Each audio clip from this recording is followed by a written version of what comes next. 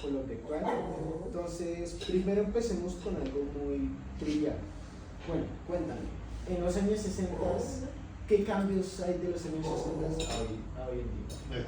Bueno, hay muchísimos cambios. Yo creo que el más grande es el de la tecnología. Hoy en día la información fluye bastante ágil. Un ejemplo para que tengas en cuenta lo que te quiero decir. Por allá en los años 70, 80, nosotros podíamos ver los partidos de Europa como con 8 días posteriores. Y llegaban acá y eso. Hoy en día los vemos en directo. No teníamos, si ocurre un hecho en Nueva York, en La Guajira, en eso, lo tenemos la información inmediatamente. Antiguamente no era así. Bueno, y ahora empezando con uno de los hechos más importantes que han ocurrido a lo largo de la historia del país, un hecho que marcó mucho la década de los 80, específicamente el 6 de noviembre del 85, fue la toma del Palacio de Justicia. ¿Cómo tú lo viviste y cómo fue la reacción de la ciudadanía al presenciar dicho hecho? La verdad, en 1985 yo estaba terminando mi bachillerato.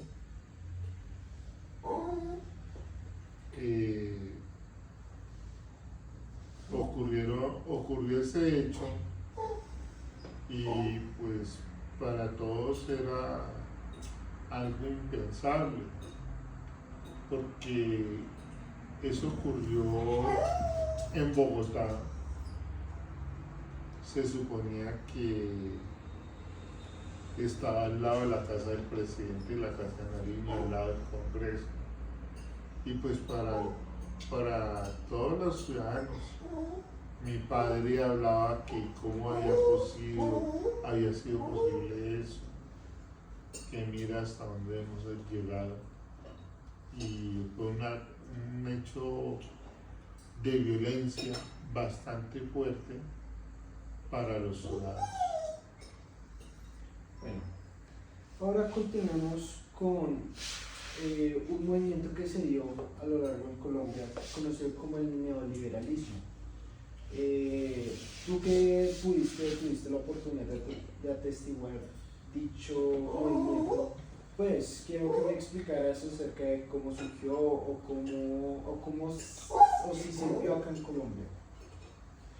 Bueno, yo creo que como todas las cosas tienen cosas buenas y cosas malas. Eso surgió en el gobierno de César Gaviria. Venía una corriente filosófica y económica que decía que el Estado no se debía encargar de cosas en las cuales no era eficiente y que se iba a implantar una economía donde iba a imperar la globalización, o sea, podíamos importar. Eso trajo mucho progreso para nosotros como ciudadanos, pero golpeó muy duro la economía local. ¿Por qué hubo mucho progreso? Porque a través del neoliberalismo se pensó, el Estado comenzó a vender cosas que eran ineficientes, empresas, negocios que no eran sino burocracia, y lo comenzó a vender a unas entidades privadas, las cuales comenzaron a tener en cuenta que debían ser eficientes. Un ejemplo, antiguamente nosotros solo dependíamos de una empresa de telecomunicaciones que se llamaba Telecom y era de la nación. Y era muy difícil tener un teléfono. Con la llegada del neoliberalismo, pues vendieron eso y llegaron la telefonía celular, llegó aparatos y entonces hoy en día todos tenemos celulares. Hoy en día todos podemos tener ese aparatico que nos da información, nos podemos comunicar para el exterior y no tenemos ningún costo. En ese entonces, hacer una llamada desde cualquier lugar del país a otro lugar era muy caro y éramos muy retardados. Yo recuerdo mucho que para poder llamar a mi casa, yo que vivía lejos, tenía que hacer cola y llamamos de un teléfono de monedero y le echábamos moneditas a ese teléfono. Y ese era el único teléfono que había para llamar a la casa. Hoy en día es directo, entonces sí. Pero también trajo problemas, porque nuestros empresarios, nuestra economía no se preparó para esa llegada masiva de productos y pues perdieron muchos espacios en alimentación y todo eso. Entonces, Claro. Bueno, ahora quería preguntarte algo muy personal, que a cuestión de tu posición. Bueno, ¿tú consideras de que el Frente Nacional fue una buena alternativa y una buena solución ante los años de la violencia, o a diferencia de lo mismo fue un fracaso total y trajo más consecuencias que ventajas? bueno, desde mi punto de vista personal, yo creo que tuvo más consecuencias positivas que negativas. Nosotros veníamos de una violencia muy fuerte entre el Partido Liberal y el Partido Conservador. Y lograr que ellos tuvieran la paz y se tornaran el poder, calmó esa violencia, pero también creó un vacío porque no le dio oportunidad a nuevas corrientes políticas.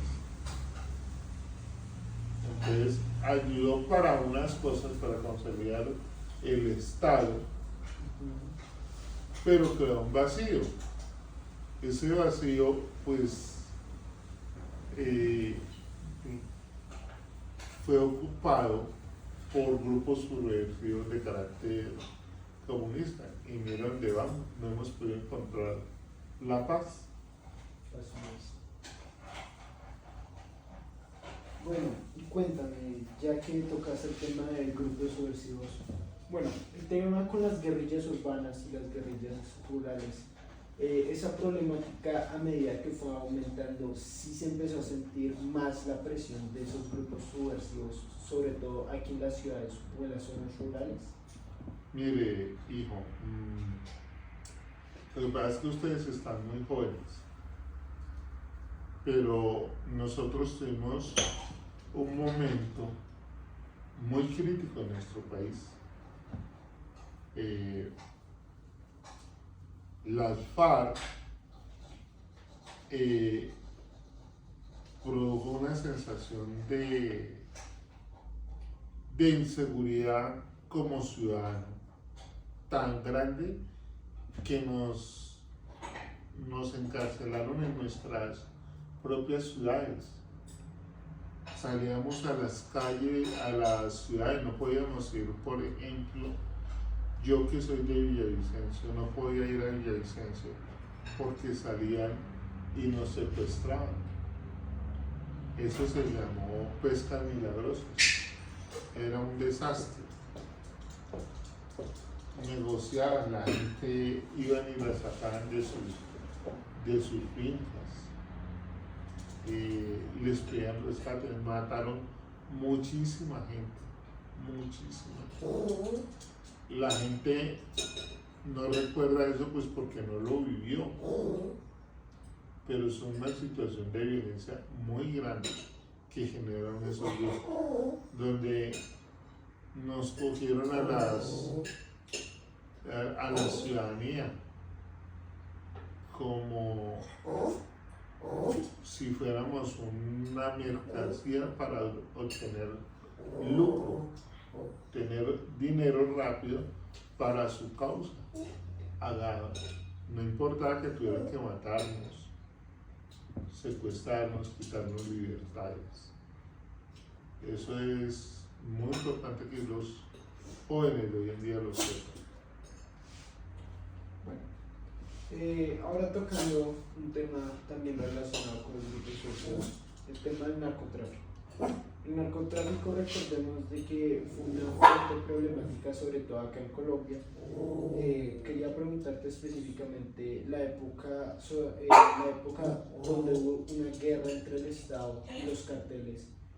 Esa época fue bastante violenta y esta cómo llegó a afectar el futuro de Colombia a largo tiempo. Bueno, el narcotráfico es un problema bastante delicado, porque fue una época bollante de dinero, pero que nos quitó nuestros principios. ¿A qué me refiero a eso? Pues porque había mucha plata en narcotráfico, pero la gente se enseñó a conseguir la plata fácilmente. Allí aparecieron cosas como el sicariato, que es un delito muy difícil, muy grave, en el cual mataban gente, se mataban entre ellos. La ansia de conseguir dinero hacía que la gente hiciera hasta cosas como tomarse pastillas a costa de su vida, con tal de conseguir dinero. Esas pastillas se las consumían y con ellas viajaban hacia Estados Unidos y allá iban y las entregaban con su cuerpo. Cosas súper delicadas. El narcotráfico enseñó a muchísima juventud de los años 80 a conseguir dinero muy fácil. Y eso invirtió los valores en nuestro país. ¿A qué me refiero? En que la gente creyó que era mejor tener dinero a trabajar honestamente. Es un problema demasiado fuerte socialmente, pero también fue un problema demasiado fuerte en cuanto a violencia, porque nosotros tuvimos que vivir una época donde los narcotraficantes ponían bombas en cualquier lugar del país, aquí en Bogotá, en Medellín, en Cali, y la explotaban porque el Estado no hacía lo que ellos querían, porque los perseguían. Entonces, usted estaba, aquí volaron aviones, murieron miles de personas. Y nos dejaron esa cultura y hoy en día no hemos salido de ella, porque aquí no hay grupos subversivos, hay narcotraficantes que quieren continuarles con un negocio. Aquí no hay ideales. Y mire, llevamos desde los años 80, estamos en 1923, llevamos 45 años con el mismo problema y todo es dinero. El problema de fondo es el dinero fácil. Bueno, hablando de ese tema, quería preguntarte, al momento en el cual cae el cartel de Medellín, con la muerte de Pablo Emilio Escobar Gaviria, la lucha que se da por tomar el poder que tenía ese cartel de sí mismo entre carteles y grupos ilegales, ¿cómo se da eso? Y también, ¿cómo es que los grupos conocidos como la FARC y el ELN empiezan a adoptar el negocio del narcotráfico como financiación total? Pues lo que pasó fue lo siguiente: como el narcotráfico se volvió una fuente de riqueza incalculable,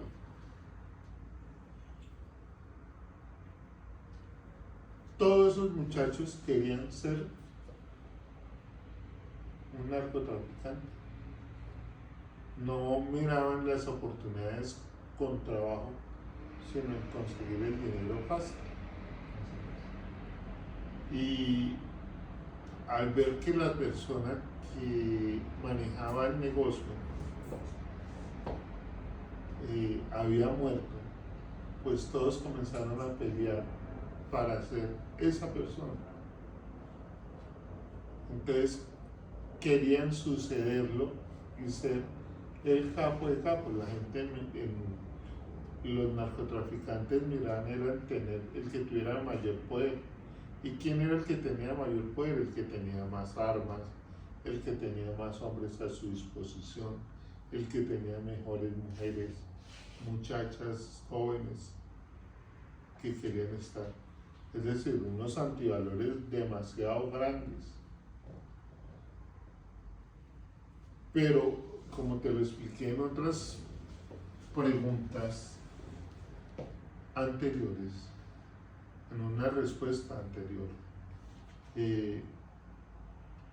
pues la guerrilla notó que era más fácil cobrar sobre el kilo de coca una plata que secuestrar un ser humano, porque el ser humano tenía que vender propiedades y tenía un repudio nacional. Entonces a ellos lo que hicieron fue comenzar a cobrar plata por cada gramo de coca que se producía en el país. Y a través, usted decía un ejemplo: usted produce 1000 kilos, entonces me tiene que pagar 5 millones. El narcotraficante, para no tener problemas, le pagaba los 5 millones contra el que le dejaron entrar. Y tenía un nivel de rentabilidad tan grande que le permitía pagar esa cantidad que ellos pedían. Entonces se volvió una fuente de financiación muy grande para esos grupos, porque salía y salía droga y salía, y ellos cogían plata, y con esa plata pues sostenían la violencia que estaban haciendo. Nos volvimos cómplices de todo eso. Bueno, quería preguntarte otra pregunta relacionada con el tema, ya que es un tema muy importante a tratar. Esta va principalmente enfocada hacia el tema de esto,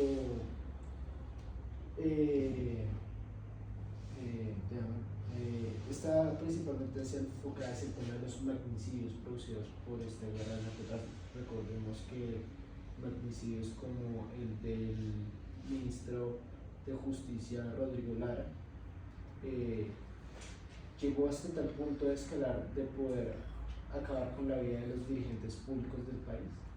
Sí. Lo que pasa es que dentro de esa lucha, al ver que el Estado no podía ser garante para encarcelar a estas personas tan violentas y tan ricas, los políticos de turno idearon una cosa que llamó la extradición, que consistía en que un delincuente, como su principal lugar de distribución era Estados Unidos, entonces hizo un tratado de extradición con los Estados Unidos para que esas personas fueran juzgadas por narcotráfico, pero en Estados Unidos. Ahí comenzó una corriente dentro de los mafiosos que decían que preferían una tumba en Colombia que una cárcel en Estados Unidos. Y se desató una guerra sin precedentes. Ordenaron matar y todo eso. ¿Qué hicieron los grandes narcotraficantes, pues especialmente el cartel de Medellín? Pues mandar a matar las personas que promovían la extradición de los capos. Entonces ahí cayó Luis Carlos Galán Sarmiento, Rodrigo Lara, Alfonso Cano, y muchísimos dirigentes que tenían ese ideal. Pero también cayeron muchísimos miembros de la fuerza pública que los perseguían, que no se dejaban comprar, que eran las personas que los combatían. Entonces en esto no hay solamente la violencia política, sino existen otras víctimas, como los policías.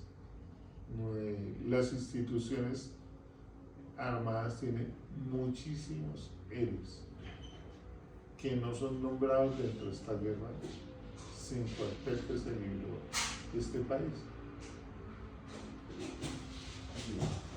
Bueno, también quería preguntarte acerca de otro fenómeno que se dio a lo largo del tiempo, tan mencionado clientelismo y la corrupción que se dio a lo largo de la historia política acá en Colombia. ¿Cómo se fue transformando a lo largo de su historia y cómo llegó a las magnitudes de corrupción que llegamos hoy en día, a tal punto como la mermelada o la venta de puestos públicos? Bueno, es que eso hay que mirar muchos factores que influyeron en eso. Primero fue el Frente Nacional. Al ver que se logró un tratado para que no hubiera violencia entre el Partido Liberal y el Partido Conservador, pues comenzaron, ese Frente Nacional consistía en que 4 años mandaba el Partido Liberal, 4 años el Partido Conservador. Entonces, los militantes del Partido Liberal y los militantes del Partido Conservador comenzaron a turnarse los puestos políticos. Y entonces decían, yo soy el ejemplo, entonces todos van a ser conservadores. Y se turnaban. Eso llevó a que los partidos fueran clientelistas. ¿Qué significaba clientelista? Que a todas las personas que le daban, que eran de su partido, pues les conseguían trabajo. Y la gente iba y votaba y los respaldaba. Al terminar el Frente Nacional se dieron cuenta ellos de que eso era una fuente para ostentar el poder. Y se fue cultivando. Y pues la gente hoy en día en Colombia se enseñó a que no vota por convicción, sino vota porque tienen que darle plata, porque les tienen que dar puestos, porque eso allí se salió de todos los controles, a tal punto, que usted no explica cómo una persona que va a ejercer un cargo público gasta como alcalde, gasta miles de millones de pesos y solo se va a ganar 100 o 200 millones de sueldos. ¿Y qué va a hacer con los 1.500 millones que se gastan en la campaña? ¿Cómo los va a reponer? Pues tiene que robar. Y no es que tenga que robar, el tipo no va a ser honesto. Va a recurrir, es un círculo vicioso que nos metimos nosotros mismos. Y solamente lo podríamos cambiar en el momento que los ciudadanos entendiéramos que votar es un derecho y una obligación. Y que no podemos vender ese voto.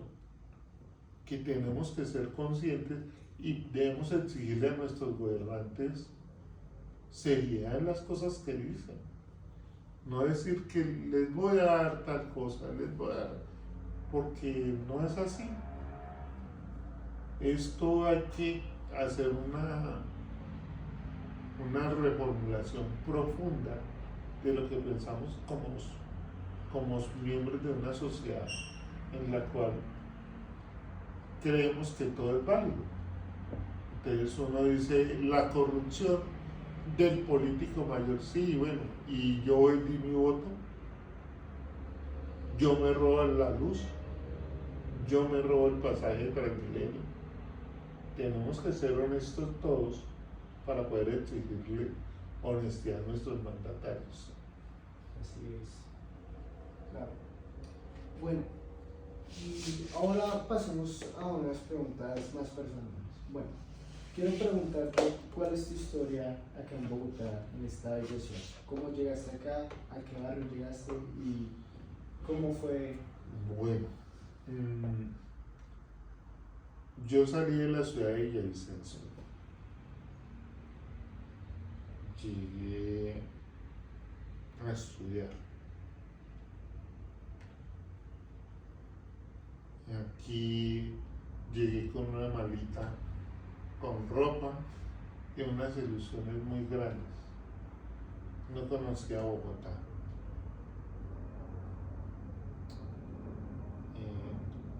Me quedé en la casa de una familiar. Ella se llama Betty. Ella vivía en el barrio San Cristóbal Sur. Y yo no conocía Bogotá. Y de pronto salí para otras ciudades y regresé y ya nunca más volví a salir de esta ciudad. Esta ciudad es una maravilla. Es la ciudad de las oportunidades. Aquí conocí a mi esposa, que es de Pereira. Aquí tuve a mis hijos. Aquí pude surgir y no tengo sino agradecimiento con esta ciudad. Esta es una ciudad en la cual nos ha permitido a personas como yo, como su mamá, salir adelante con mucho esfuerzo, mucho trabajo. Pero también hay recompensas. Es una ciudad muy dura, pero que te obliga a triunfar, a salir adelante y a conseguir muchas cosas porque son necesidades básicas. Por ejemplo, tú necesitas una casa porque es muy caro un arriendo. Sí. Tú necesitas un carro pues porque todo queda tan lejos. Tú necesitas muchas cosas y es ir supliendo necesidades. Y eso te enseña a tener un poco de cosas que sales. Y aquí se consigue trabajos buenos, malos. Todo depende de lo que tú quieras hacer. Así es. Bueno, mi pregunta, ¿tú alcanzaste a sentir los verdaderos cambios en Bogotá a lo largo del tiempo? Oh, claro, papi. Bueno, hay grandes transformaciones en nuestra ciudad. Lo que pasa es que la gente mira lo y no mira el pasado. Hay cosas tan difíciles en el pasado como el transporte público. Antiguamente no había Transmilenio, no había ITP, y todo el mundo tenía que montarse en esas busetas, y echaban gente y uno ya se caía casi, pero con tal de que lo llevaran. Hoy en día, pues se sube en un Transmilenio. Yo me demoraba 2 horas en un trayecto de un bus. Hoy en día me puedo demorar 40 minutos. Me ahorro hora 20 minutos. Cosas como las luces, las vías. Hay cuestiones como... Hay muchísima transformación urbana. Hay muchas casas, hoy en día hay muchos apartamentos. Y así todo, papi. Te quería preguntar acerca del tema poblacional aquí en Bogotá. Recordemos de que Bogotá hoy en día cuenta con una población cercana a los 8 millones de habitantes. ¿Bogotá se ha ido poblando más y más alrededor de los años? Claro, Bogotá es una ciudad que crece todos los días exponencialmente, porque todos los días llega gente. Es una ciudad bastante dinámica, muy dinámica, que la gente, sino que uno no le siente porque uno tiene un entorno diferente, pero todos los días llega gente a Bogotá. Todos los días tú te vas para un lugar y ya no conoces, es demasiado grande. Y crece, y crece, y crece. Y nos llenamos todas las necesidades de toda la gente que llega a Bogotá. Porque lo que te dije al comienzo de este segmento, Bogotá es una ciudad que brinda unas oportunidades que otras ciudades no brindan. Así es. Bueno, esta va un poco más enfocada hacia tu familia y también hacia mi familia. Bueno, en tu casa tenían una inclinación política más hacia lo conservador o hacia lo liberal. Bueno, yo creo que mi papá era conservador. Mi mamá nunca hablaba de política, mi papá sí. Mi papá fue un tipo de orientación conservadora, pero fue sindicalista. Perteneció a un sindicato, tenía claros los roles y era un hombre muy trabajador. Yo creo que nosotros perdimos eso. Yo creo que hemos perdido las costumbres, ¿no? Hemos hecho los antivalores y eso ha creado que tengamos tanta libertad y tantas cosas, ¿no? Sin decir que la libertad es mala, pero yo creo que debemos entender que como ciudadanos tenemos libertades, pero también tenemos deberes. Esos deberes tenemos que cumplirlos.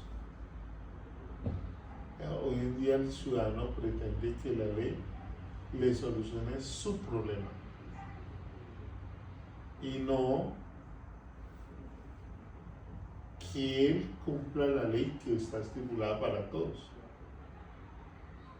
Entonces la gente no ha entendido que la ley no se tiene que ajustar al ciudadano, sino el ciudadano se tiene que ajustar a la ley. Un ejemplo de lo que yo te quiero decir.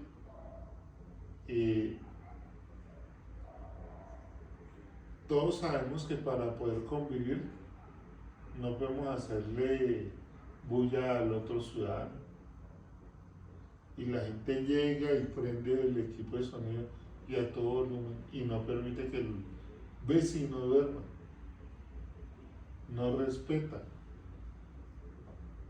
Él cree que porque está en un apartamento o en una casa puede hacer lo que quiera, así perturbe al otro ciudadano. No hay que llegar a ese punto. Uno tiene que saber que tiene que cumplir. Otro ejemplo, tú tienes que pagar el Transmilenio, Claro. porque si no se cae un servicio que nos presta. La gente no quiere pagar Así es. y tiene 50.000 excusas. Bueno, y quería preguntarte algo, pues en caso de que tú lo hayas vivido o lo hayas visto, ¿cómo está visto, cómo era contemplado para un liberal ver a una persona conservadora o para un conservador ver a una Bueno. persona liberal? Si había determinado problema o determinado choque entre esas personas. No, pues antes eso fue por ahí en los años 50, en los 80 ya no había eso. Eso no tenía ningún problema. Yo creo que eso es algo muy retórico antes del Frente Nacional. Hoy en día no existe eso. Yo no creo que exista ese problema, ni lo he visto. Bueno, para finalizar y concluir, bueno, cuéntame uno de los mayores cambios sociales que se ha vivido durante toda la historia de Colombia, que tú hayas podido contemplar. Un cambio social. Bueno, es que hemos tenido muchísimos cambios sociales. Muchísimos. Uno es uno que está en debate hoy en día, es la salud. Claro, cuando yo estaba pequeño, solo le prestaba la salud a los ciudadanos un instituto que se llamaba el Instituto de Seguro Social. Pero para ir uno allá, era el único que prestaba eso. Teníamos que hacer cola, madrugar a las 4 de la mañana para que nos dieran una cita. No habían tantas instituciones clínicas ni que nos prestaran esos servicios. Hoy en día, y era muy afortunado el que tuviera eso, era limitado y la gente pagaba mucho, particularmente mi hermano nació en mi casa porque tener un parto en un hospital privado valía casi lo mismo que hacer una casa. Entonces la gente tenía, como no tenía dinero, pues pagaba una partera para que naciera el niño y no tener que ir a un hospital porque no había ni atención y lo otro costaba muchísimo.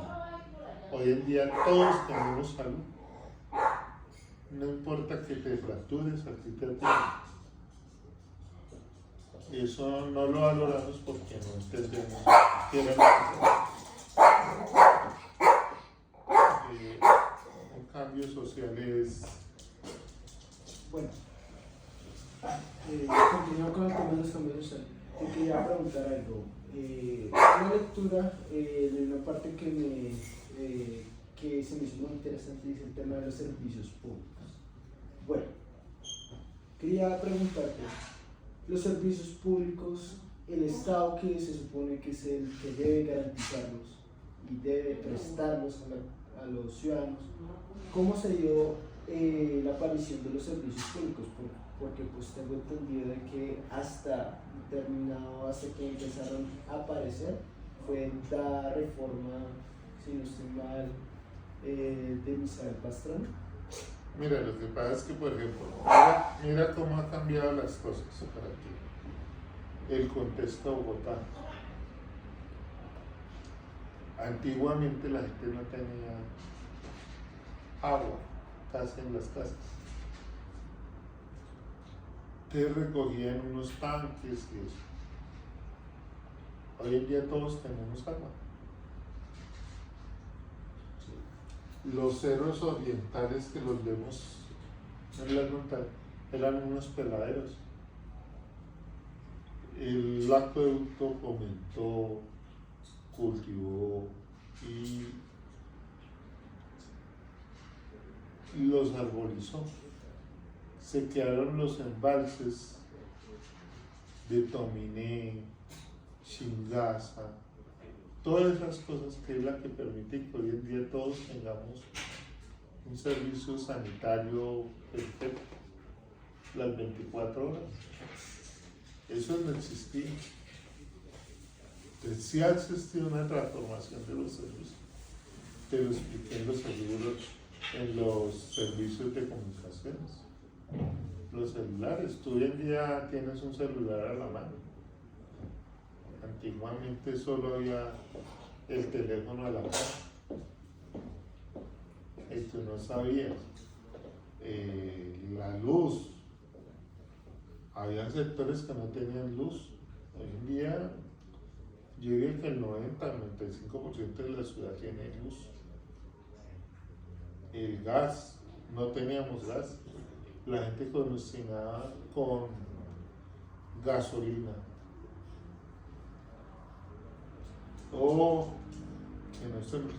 Y habían explosiones. Había mucha gente que moría en eso. O se quemaba. Entonces, sí hay una transformación muy grande. Tenemos ahora donde quejarnos si esa empresa de seguros de servicios públicos nos agreden, nos cobran en una superintendencia. Es decir, el progreso existe, lo que pasa es que lo más fácil es cuestionarlo. Así es. Bueno, ya concluyendo finalmente esta entrevista, pues muchas gracias por responder las preguntas. De verdad fue una noche muy agradable y un placer. Muchas gracias, hijo, muy amable por tu